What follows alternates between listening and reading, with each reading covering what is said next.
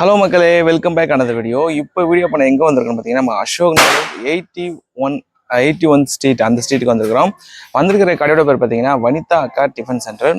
இந்த கடையில் என்ன ஸ்பெஷல்னு பார்த்தீங்கன்னா, ஒரு வீட்டு முறை சமையல், அதாவது வீட்டுக்கு வாசல், அதை பார்த்தீங்கன்னா வீட்டு வாசல்ல வந்து கடை போட்டு வச்சுருக்காங்க. ஆக்சுவலாக இப்போலாம் வந்து இந்த வீட்டு வாசலில் அந்த டிஃபன் கடைன்றதெல்லாம் வந்து ரொம்ப ரேடு.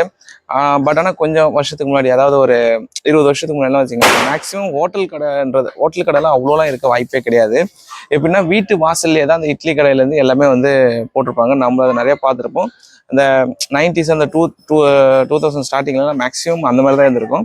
இவங்களுமே அழகாக வீட்டு வாசல்லே இவங்களுக்கு கன்வீனியன்ட்டாக இருக்கிற மாதிரி இவங்க போட்டிருக்காங்க. ஆக்சுவலாக இது வந்து ஒரு ஸ்ட்ரீட்டு, எதனா ஒரு நிறைய தெருவுங்க இருக்கிற ஒரு வீடு தான் இது. ரோடு மாதிரிலாம் கிடையாது. இங்கே இருக்கிற ஏரியாவில் இருக்கிற மக்களோட சப்போர்ட்லேயே இந்த அக்கா வந்து சூப்பராக பண்ணிட்டு இருக்காங்க. காம்போஸும் இருக்குது. இங்கே சைட் டிஷ் என்ன கொடுத்துட்ருக்காங்க பார்த்தீங்கன்னா, சிக்கன் அண்ட் பீஃப் மட்டும் கொடுத்துட்ருக்காங்க. அதை தவிர்த்து இட்லி, தோசை, சப்பாத்தி. இன்னொன்று பார்த்தீங்கன்னா இங்கே பரோட்டா கிடையாது. அவங்க கோதுமை ஐட்டம் எதுவுமே வந்து பண்ணலை. ஏன்னா அது வந்து உடம்புக்கு கேடுன்னு சொல்லி அவங்க நினைக்கிறாங்க. ஸோ அங்கே சட்னி சாம்பார் பார்த்தீங்கன்னு வச்சுக்கோங்களேன், நம்ம வீட்டில் எப்படி இருக்குமோ அந்த மாதிரி திக்கா, எந்த 2 சட்னியும் சரி எல்லாமே ஒரு திக்கான கன்சிஸ்டன்சியில் பார்க்கறதுக்கு அவ்வளோ சூப்பராக இருந்துச்சு. ஓகே மகளே, இப்போ நம்ம போயிட்டு நேராக அக்கா கிட்ட பேசுவோம். பேசி கடையை பற்றி எல்லாமே கேட்டு தெரிஞ்சுக்கலாம். வாங்க வீடியோக்குள்ள போகலாம்.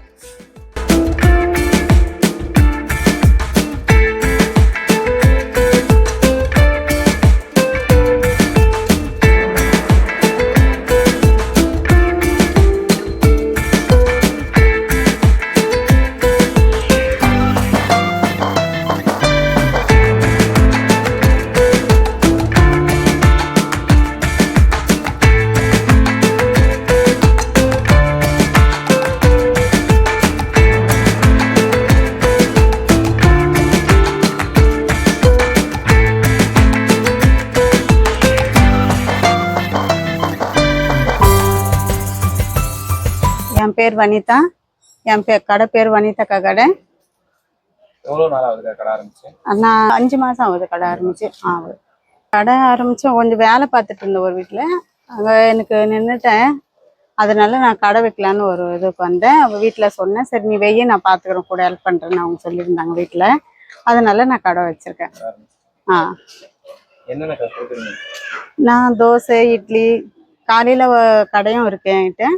காலையில் பார்த்தீங்கன்னா பூரி இருக்குது, உருளைக்கிழங்கு, வடை, மசால் வடை, மெது வடை, தோசை, இட்லி, முட்டை தோசை, ஆம்லேட் எல்லாமே கிடைக்கும் என் கடையில். 7 மணிக்கு கடை ஸ்டார்ட் ஆகிடும்.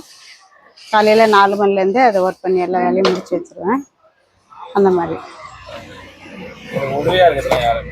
என் உதவியாக இருக்கிறது என் ஹஸ்பண்டு, என் பிள்ளைங்க தான், வேறு யாரும் இல்லை. நிறைய பேர் கேட்டிருந்தாங்க வந்து வாங்குறவங்க கூட, நீங்களே செய்கிறீங்களா, ஆள் வச்சு செய்கிறீங்களான்னுட்டு. எனக்கு இவ்வளோ என் பசங்க இருக்கிறது, எங்கள் வீட்டுக்காரர் இருக்கிறதுனால நான் ஆள் வைக்கிறது இல்லை. நானும் என் பசங்க எங்கள் வீட்டுக்காரர் இதெல்லாம் பண்ணுறோம். வீட்டு முறை உணவகம் இருக்குல்லம்மா? ஆமாம். அது என் வீட்டில் என்ன பண்ணுறோன்னா அதை தான் நான் மக்களுக்கு கொடுக்கறதுனால, அதனால நான் அப்படியே அதை பண்ண சொல்லியிருக்கேன் பையன்கிட்ட. அந்த பேனரும் அந்த மாதிரியே அடிச்சிடு, நான் என்ன உங்களுக்கு சமைக்கிறது தானே மற்ற ஆளுக்கும் தரேன், அந்த மாதிரி பண்ணணும், வெளியே ஆளுக்கும் நீங்களும் ஒன்று தான், எனக்கு அந்த மாதிரி கொடுக்குறேன்ட்டு நான் தான் அடிக்க சொன்னேன். அதே தான் நான் தரேன். பார்த்தீங்கன்னா வீட்டில் சமைக்கிறது என்னவோ அதுதான் அங்கே இருக்கும். காம்போ இட்லி, ஒரு ஆம்லேட், கறி 100 ரூபாய். இது வந்து நான் சொல்ற விஷயம் வந்து நைட்டு கடை. காலை கடையில் வந்து 5 இட்லி ஒரு ஆம்லேட் 50 ரூபாய். 50 ரூபா. அதுவும் நல்ல இடம் தான், அந்த இடத்த தப்பு சொல்ல மாட்டேன். என்றைக்கும் நான் ரொம்ப அவங்க எனக்கு ஹெல்ப்ஃபுல்லாக இருந்திருக்காங்க லைஃப்பில். 15 வருஷம் வேலை பண்ணேன். பசங்களுக்கு உதவியாக இருந்திருக்காங்க, எனக்கு உதவியாக இருந்திருக்காங்க. இப்போ எனக்கு அங்கே கொஞ்சம் இதுவாக இருந்தது. ஏன்னா நான் வந்து மெயின் பிரச்சனை என்னென்னா, எங்கள் வீட்டுக்காரர் சென்ட்ரிங் வேலை செய்கிறவர், அவருக்கு முட்டி வலி ப்ராப்ளம். ஸோ நான் வந்து அவர் சேலரியும் பார்க்கணும், என் சேலரியும் பார்க்கணும். பசங்க 2 ஆம்பளை பசங்க, ஒரு பொண்ணு. எனக்கு பசங்களுக்கு கல்யாணம் ஆயிடுச்சு, அவங்களுக்குன்னு ஃபேமிலி இருக்குது. ஸோ என்னோட சம்பளமும் அவரோட சம்பளமும் அதில் கிடைக்கும், இதில் கிடைக்கும், இது நம்மளுக்கு பெனிஃபிட்டாக இருக்கும்ன்ற நம்பி நான் அங்கேருந்து வெளியே வந்து நான் கடை போட்டிருக்கேன். அவரும் ஹெல்ப் பண்ணிட்டு இருக்காரு. காலையில் பார்த்தீங்கன்னா நம்மக்கிட்ட மீன் குழம்பு ஒரு நாளைக்கு இருக்கும். அது தவிர சட்னி, சாம்பார் அந்த மாதிரி இருக்கும். வடை, மெது வடை 5 ரூபா தான், மசால் வடை 5 ரூபா தான். ஒரு செட்டு பூரி 25 ரூபா, ஆம்லேட் 15 ரூபா. இது காலையில் உள்ள விஷயம். ஒரு நாளைக்கு சிக்கன் குழம்பு இருக்கும் காலையில், ஒரு நாளைக்கு மீன் குழம்பு இருக்கும், ஒரு நாளைக்கு வடகரியும் வைப்பேன். எல்லாமே 7 மணிக்கு ரெடி ஆயிடும். அந்த மாதிரி தான் கொடுக்குறேன். இதுக்காகவே வராங்க நிறைய பேர். வீட்டுக்கு வெளியிலேயே ஆரம்பிக்கலாம்னு எப்படி யோசிச்சீங்க? வீட்டுக்கு வெளியிலேன்றது என்னன்னா, நான் இப்போ வீட்டு உணவகம் அது ஒரு பக்கம் இருந்தாலும், வீட்டை விட்டு வெளியில போனா நம்மளுக்கு நானும் அவரும் இப்போ நல்லா இருக்கும், போறோம் வரோம் அந்த மாதிரி இல்லாம நம்மளுக்கு லைஃபுக்கும் இதுல பிழைக்கணும். நம்மளுக்கு வயசு இருக்கு, இதே சார்ந்து இருக்கணும், இந்த பொழப்பே சார்ந்து இருக்கணும். நல்ல சாப்பாடும் கொடுக்கணும். நம்ம பிள்ளைங்களுக்கும் தொந்தரவா இருக்கக்கூடாது. நான் வெளியில போனோம்னா நாங்க 2 பேரும் வண்டி தள்ளணும், போகணும் வரணும். வீட்டாண்டேனாக்கா இது இங்கேயே ஒரு மாதிரி செட் ஆயிடுச்சு எனக்கு. இங்கேயே நிறைய பேர் வராங்க, நிறைய ஆர்டர் கொடுக்குறாங்க. இதுக்கு நம்ம வீட்டாண்டே இருந்து செய்யறது பிடிச்சிருக்கு. பசங்களுக்கும் அது வேலைக்கு போக வருவாங்க. நாங்களும் இங்கேயே வேலையை பார்த்துக்கிறதுனால அதுங்களுக்கும் ஒரு சந்தோஷமா இருக்கும், அப்பா அம்மா வீட்டாண்டே வேலை பார்த்துக்கிறாங்களேன்ட்டு. அதனால நான் வீட்டாண்டே கடை வச்சிருக்கேன். கஸ்டமர்ஸ் வெளியில இருந்து நிறையவே வருவாங்க. ஃபோன் மூலியமாவே நம்பர் கொடுத்துருக்கேன். பையனோட நம்பர் இருக்கு, என்னோட நம்பர் இருக்கு. ஃபோன் மூலியமாவே ஆர்டர் பண்ணிட்டாங்கன்னா நான் ரெடி பண்ணி வச்சிருவேன். 5 பார்சல் கொடு, 10 பார்சல் கொடுன்னுவாங்க. சில பேர் 10 இட்லி கொடுங்க, 10 சப்பாத்தி கொடுங்கன்னு ஃபோன் வரும். அது பிரகாரம் ஆர்டர் பண்ணால் அந்த டைமுக்கு வந்து எடுத்துட்டு போயிடுவாங்க. நல்லாவே இருக்கு இந்த விஷயம் பண்றது. கறி சிக்கன் கொடுக்குறேன், 50 ரூபான்னு போடுறேன்.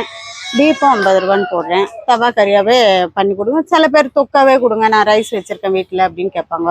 கேட்குறவங்களும் தொக்கா கொடுப்பேன், இல்லை தவாவில் போட்டு ஃப்ரை பண்ணி கொடுங்கன்னாலும் கொடுப்பேன். சப்பாத்தி வேணுன்றவங்க சப்பாத்தி போட்டு கொடுப்பேன். அவங்க சூடாக வேணா சூடாக போடுவேன், எப்படி வேணுமோ அப்படி கேட்டு போட்டு வைப்பேன். ரொம்ப பிடிச்சிருக்கு, சமையல் வேலை ரொம்ப பிடிச்சிருக்கு. பிடிச்சிதான் நான் செய்கிறேன். சமையல் எப்படி கற்றுக்கினேன்னாக்கா, அம்மா கூட இருந்திருக்கேன். சின்ன வயசுலேருந்து அம்மா கூட இருந்திருக்கேன். அம்மா டிஃபன் கடை போடுறவங்க தான். இந்த சைடு வந்தால் கல்யாணம் கட்டினது மாமியாரும் டிஃபன் கடை போடுறவங்க தான். அவங்க கூட இருந்ததுனால இந்த மாவு இப்படி அரைக்கணும், இது இவ்வளோ பேருக்கு இவ்வளோ சமைக்கணும், அந்த மாதிரி. நான் வேலை பார்த்த இடமும் கொஞ்சம் பெரிய சமையல் தான். அதனால அங்கேயும் சமைச்சதுனால இது பெருசாக தெரியல. சரி நம்ம போகணும் வந்தோம், நம்ம எதுக்கு சும்மா இருக்கணும், நம்ம ஒரு கடையை வச்சுக்கலாம். கடையை வச்சா ஏதோ நம்மளுக்கு வருமானம் வேணும்ல, அந்த மாதிரி. எனக்கு ரொம்ப பிடிச்சிருக்கு இந்த வேலை, ரொம்ப பிடிச்சிருக்கு. காலை கடையும் 7 மணிக்கு ஸ்டார்ட் ஆகிடும். 7 மணிக்கு கொஞ்சம் ரெடியாகவே இருக்கும், டிஃபன் ரெடியாக இருக்கும் காலையில். அது 12 மணி வரைக்கும். அதோட நைட்டு கடை பார்த்தீங்கன்னா 6:30க்கு நான் வெளியே வந்துடுவேன். 6லேருந்து 6 ஹவர்லேயே எல்லாம் ரெடியாக இருக்கும். ஏன்னா நான் ஃபுட் எல்லாமே குழம்பு கிழம்பு எல்லாமே வச்சு எடுத்துகிட்டு தான் வெளியே வந்துடுவேன். 7 மணிக்கெலாம் ரெடியாக இருக்கும். இது அசோக் நகர் 81வது தெரு, வீட்டு நம்பர் 21, பழைய நம்பர், புது நம்பர் 39.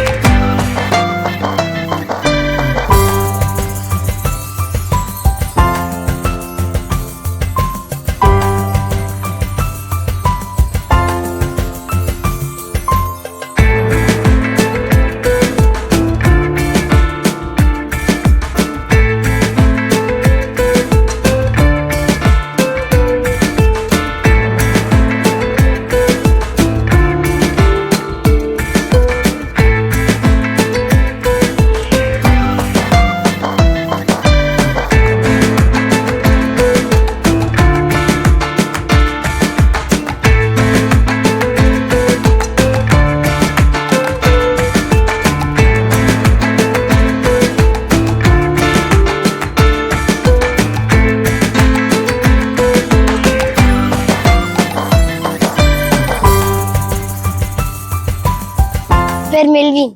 எவ்வளவு நாளா இங்க டிபன் சாப்பிடுற? நான் இந்த கடை ஆரம்பிச்சதுல இருந்தே சாப்பிடுறேன். கடை ஆரம்பிச்சு எவ்வளவு நாள் இருக்கும்? ஒரு ஸ்கூல் ஜூலை மாசத்துல ஸ்டார்ட் ஆகுது தான் இருக்கு. அது வரைக்கும் உனக்கு ஞாபகம் இருக்கா? சரி, என்ன சாப்பிடுவ, என்ன பிடிக்கும் உனக்கு இங்க? எனக்கு இட்லி பிடிக்கும். இட்லி நல்லா இருக்கும். வேற என்ன பிடிக்கும்? தோசை நல்லா இருக்கும், சப்பாத்தி நல்லா இருக்கும். அதெல்லாம் கரெக்டாக கண்டிப்பாங்க. டேஸ்ட் எல்லாம் எப்படி இருக்கு? டேஸ்ட்லாம் சூப்பரா இருக்கும்.